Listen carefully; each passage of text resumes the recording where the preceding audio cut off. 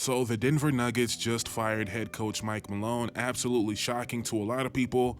I was expecting this to happen this summer. Either this or a big move to really try to shake things up.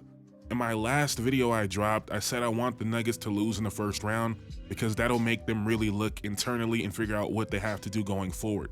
I did not expect them to fire their coach 4 games before the playoffs start.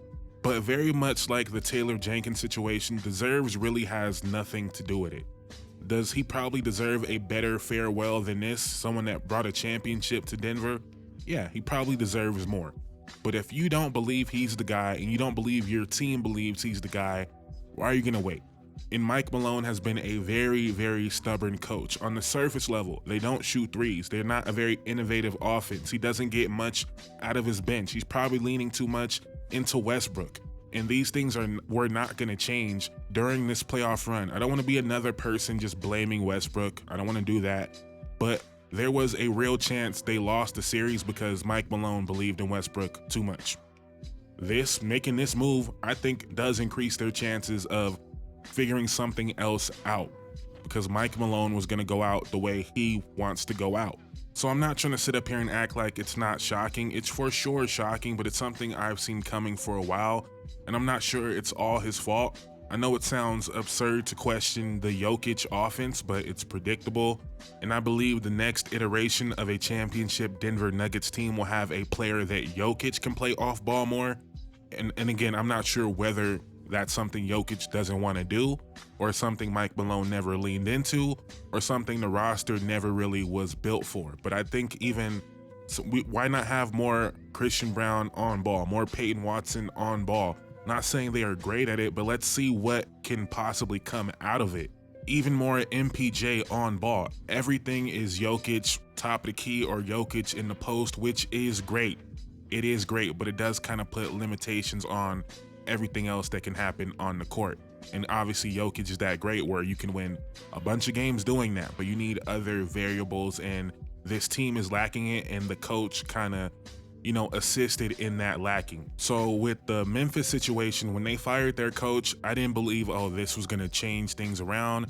They're going to make a sprint to the finish. No, I felt like that more symbolized they're about to pivot in a completely different direction as a team. And this team this year is probably done. Maybe that's not the case. Maybe they, make a playoff run. Crazier things have happened. But in the case of Denver, I was getting ready to write this team off. We'll never really know, but I was starting to put them like 5th in the conference. I was picking Houston over them.